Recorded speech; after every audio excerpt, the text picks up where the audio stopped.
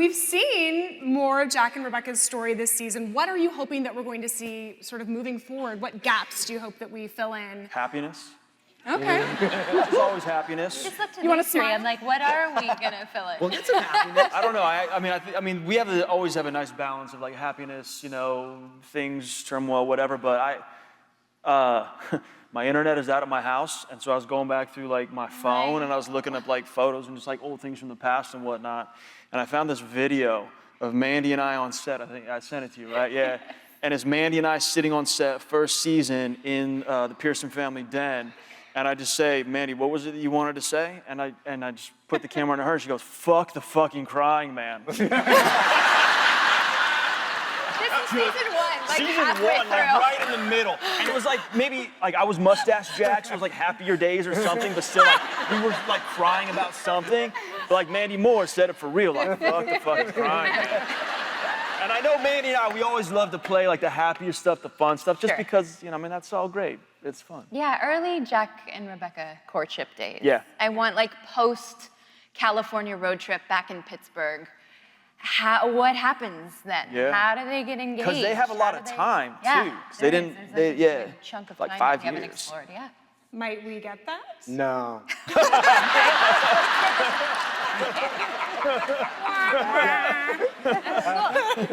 Yeah, that's very much. I mean, we're so. Milo and I were literally talking a few seconds ago before we walked out, and like when you watch the end of this episode that we just played, and you see like in the span of an hour, you see young Randall played by Niles, all the way through the fight at the end of season 1, through the parents that led to a different generational fight, and kind of some of the stuff that's what we love doing is like that kind of spanning that stuff. So I think their initial love story and picking back up with literally returning home from that road trip where they first fell in love a couple of weeks in is a place we really want to live with them next season. And we love with them being with the little kids. Yeah. Like the kids are getting older and there's new issues coming into play, like they're prepubescent and you can Lonnie's hear voice is so deep. Yeah, voices are changing and Harvey's got a little mustache. Yeah. Things are happening. And so that feels like fun Jack and Rebecca territory for us as well. So we have a lot for them coming. Love that. Yay!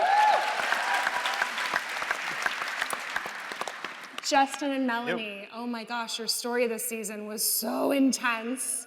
I loved every minute of it. You tackled some really serious issues, like right off the bat in this relationship with the sexual abuse, addiction, him telling her that he's willing to not have children to be with her. I mean, they've really been through it.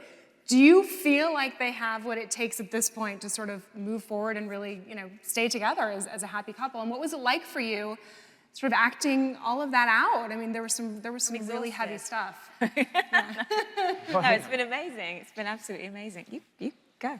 Oh no, one of the things that kind of struck me about this relationship that was different than most relationships, but also sort of similar to Jack and Rebecca, was you have this woman who has this past that she does not speak of, doesn't speak about it, and she's been made to feel a certain way about it. And you have this guy that's sort of struggling with this thing that he can't quite get a grip on, he can't shake it, and it's not going away anytime soon.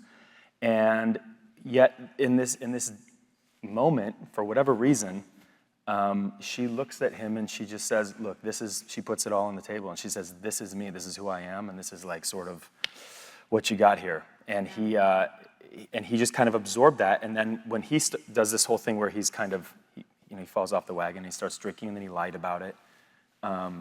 She doesn't, tuck tail and run like she normally does, right? In her past, it's sort of been your MO. She hangs out with them, she stays with them, and I mean that's powerful, And I sort of saw that, like them doing that, and then it kind of reminded me of Jack and Rebecca a little bit. And it was I think it was unexpected for Zoe. Zoe, this was supposed to be casual. And well, he's a charmer. That's not me, I'm talking about him. Magic. Yeah.